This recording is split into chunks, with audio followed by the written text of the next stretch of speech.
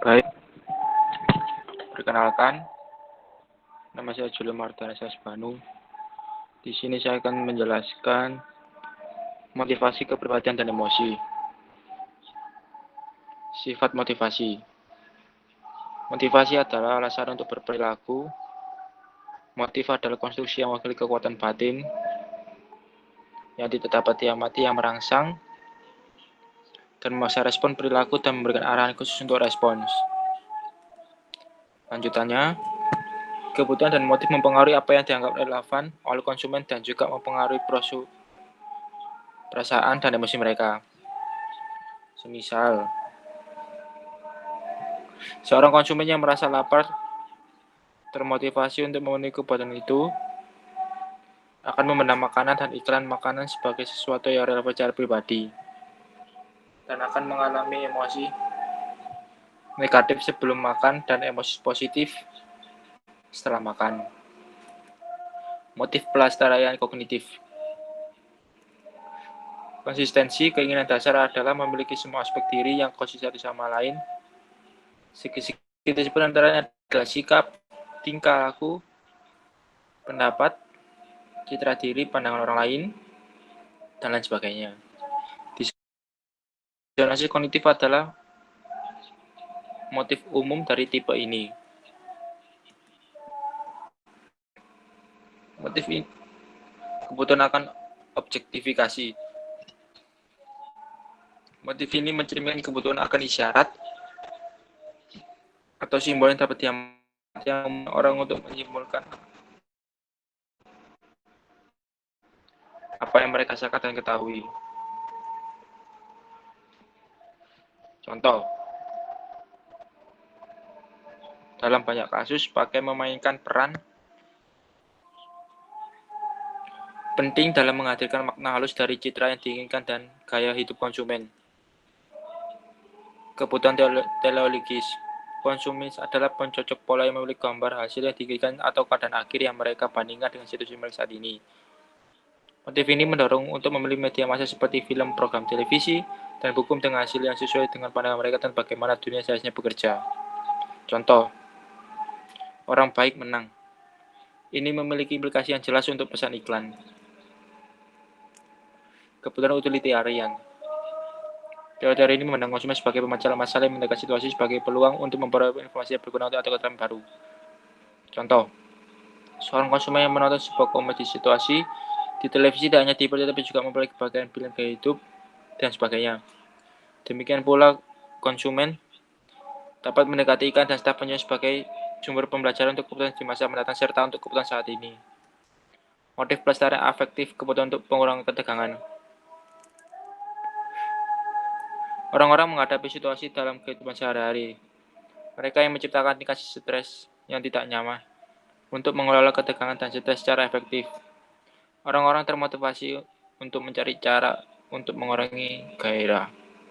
Produk dan aktivitas rekreasi seringkali dipromosikan sebagai pelepas ketegangan.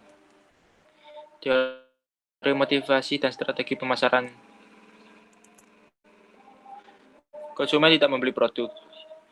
Sebaliknya, mereka membeli kepuasan motif atau solusi masalah. Semisal, sebuah studi tentang pembeli Porsche di Amerika Serikat menemukan bahwa beberapa didorong oleh kekuasaan dan status, yang lain oleh kegembiraan dan petualangan, dan lainnya oleh pelarian, yaitu kebutuhan untuk pengurangan ketegangan. Cara menarik pembeli.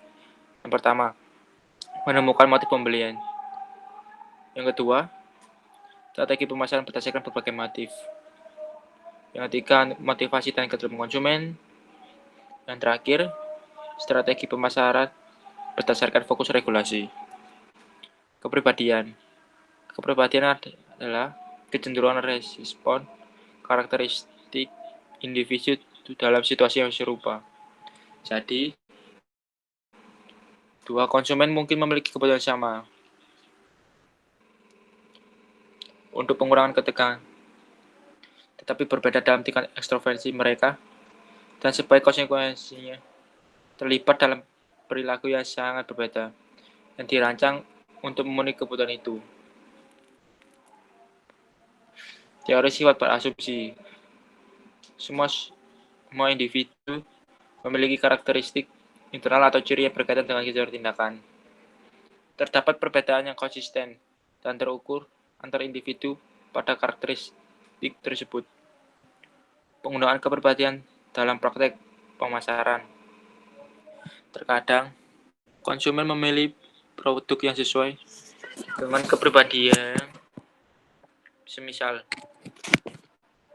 orang pemalu mungkin melupakan mobil yang mencolok karena itu bukan tipe saya. Di lain waktu, konsumen menggunakan produk untuk mendukung area kepribadian yang dimana mereka merasa lemah. Jadi, orang pemalu yang ingin merasakan lebih tegas bisa mengendari mobil sport. Ya, hal itu terjelas karena produk dan merek membantu konsumen mengekspresikan kepribadian mereka. Selanjutnya, jenis citra tertentu yang diperoleh beberapa merek adalah kepribadian merek. Kepribadian merek adalah sekumpulan karakteristik manusia yang menjadi terkait dengan suatu merek. Para peneliti telah menarik kesimpulan berikut tentang kepribadian merek. Yang pertama, konsumen dengan mudah menetapkan karakteristik manusia pada merek. Yang kedua, kepribadian merek menciptakan ekspektasi tentang karakteristik merek utama.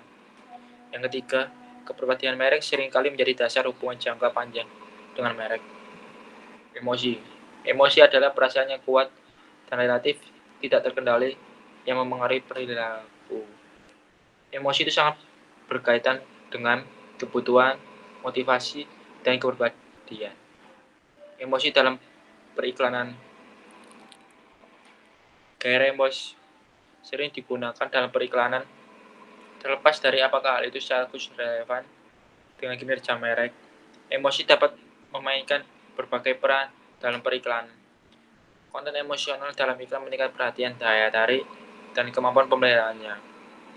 Pesan iklan yang memicu reaksi emosional kegembiraan, kehangatan, dan ketegangan lebih cenderung diperhatikan daripada iklan yang lebih netral.